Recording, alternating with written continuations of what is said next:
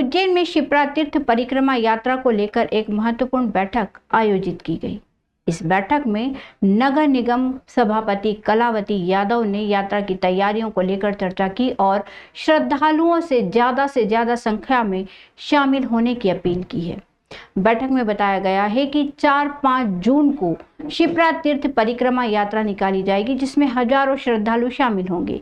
इस दौरान मोक्षदायिनी मां शिप्रा की विशेष पूजा अर्चना की जाएगी और प्रमुख स्थलों की परिक्रमा की जाएगी। यात्रा का समापन 5 जून को रामघाट पर महाआरती के साथ होगा, जहां मां शिप्रा को चुनरी अर्पित की जाएगी। नगर निगम सभापति ने बताया कि पिछले 18 सालों से सांस्कृतिक विभाग, मध्य प्रदेश लोक संस्कृति और जिला प्रशासन के सहयोग से शिप्रा तीर्थ परिक्रमा यात्रा निकाली जा रही है।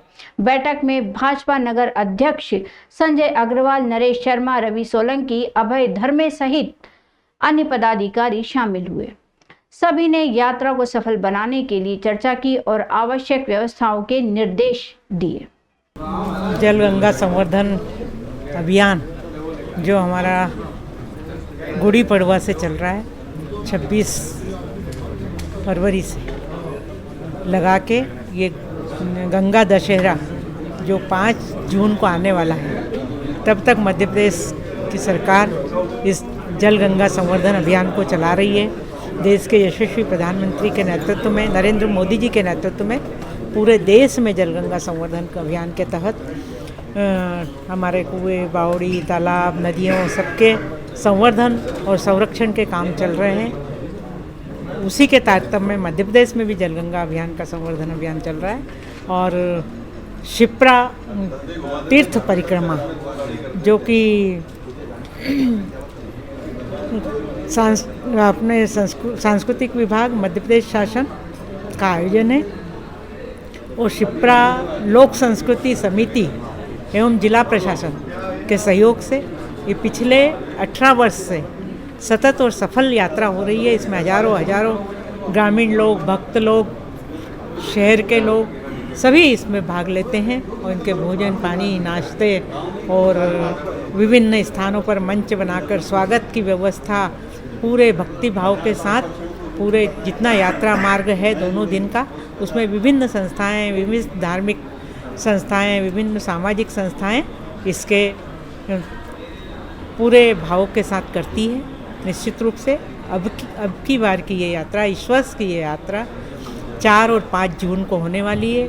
4 जून को रामघाट पर माँ शिप्रा की पूजन के साथ में एक संतों के प्रवचन के साथ में ये यात्रा की शुरुआत होती है, जो शनि मंदिर के बाद वहाँ भोजन प्रसादी के साथ विश्राम होता है। उसके बाद ग्रामीण क्षेत्र में गोठड़ा, सिकंदरी, चांदमुख, दावत खेड़ी होती हुई, चिंतामन होती हुई ये यात्रा हमारी भूखी माता के बाद में गोविंद घाट गुरुद्वारा पहुँचती है और गुरु नानक घाट गुरुद्वारा पहुँचती है और वहाँ भोजन की व्यवस्था होती है और भोजन के साथ साथ एक भजन संध्या भी होती है, जो इस वर्ष वो भजन संध्या प्रसिद्ध भजन गायक पवन तिवारी उनकी भजन संध्या ये होने वाली है। वहाँ पे रात्रि विश्राम होने वाला है। दत्त अखाड़ा क्षेत्र से दूसरे दिन फिर माँ शिप्रा का पूजन करके धर्म ध्वजा हाथ में लेकर ये यात्रा शुरू होती है, जो